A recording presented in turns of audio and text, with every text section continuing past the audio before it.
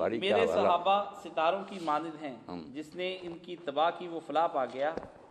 اس کے بارے میں وضاحت فرما دیں، یہ حدیث صحیح ہے یا نہیں؟ اب علماء جو تھے اللہ ان پر رحمت کرے، کتنے منصف تھے، کتنے وہ اللہ سے ڈرنے والے تھے کہ یہ روایت ہم اہل سنت کے حق میں بڑی کام دینے والی ہے۔ مگر آپ دیکھیں گے جن نے حدیث کے بارے میں کتابیں لکھی نا کہ صحیح غلط کرا کیا، سب نے کہا کہ یہ باطل ہے، موضوع ہے، لا اثر، بالکل اس کی کوئی جڑ نہیں، من گھڑت بات ہے، باطل ہے۔ دفتر لگ گیا ہمارے علماء کہ کون کہتا ہے یہ حضور نے فرمایا؟ کچھ نہیں۔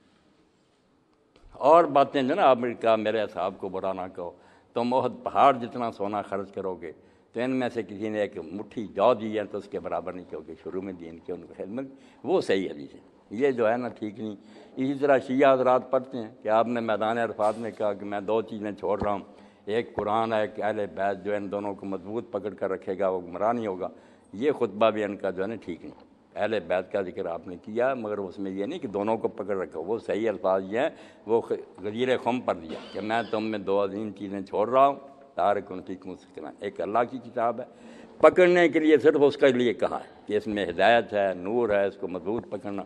اہل بیت جو فرمایا نا کہ میری اہل بیت، ان کے بارے میں دین کا نہیں کہا کہ ان سے دین لینا یا پکڑنا، یہ کوئی لفظ نہیں۔ جہاں یہ تمسک آئے گا دونوں کا ضعیف موضوع ہے، اس میں یہ ہے کہ ذکرکم اللہ فی اہل بیت۔ اللہ نے بتا دیا نا کہ بعد میں لوگ ظلم کریں گے تو فرمایا میں تمہیں اپنے اہل بیت کے بارے میں خدا کا خوف دلاتا ہوں کہ اللہ سے ڈرنا میرے خاندان کے ساتھ۔ وہ ممتن امام مناوی لکھتے ہیں اس کے بالکل الٹ کیا، کسی کو قتل کر دیا، حضور کے بچے کو کسی کو قید کر دیا، ظلم ہی کرتے چلے گئے۔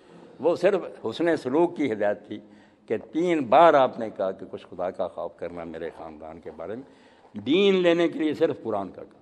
یہ جو ہم کہتے ہیں نا کہ آپ نے کہا قرآن اور سنت، یہ بھی زیادتی کی بات ہے، یہ بھی مرسل روایت ہے، کوئی نہیں اتنی مضبوط، نہ وہ ہے جو کہ اہل بیت سے دین لو۔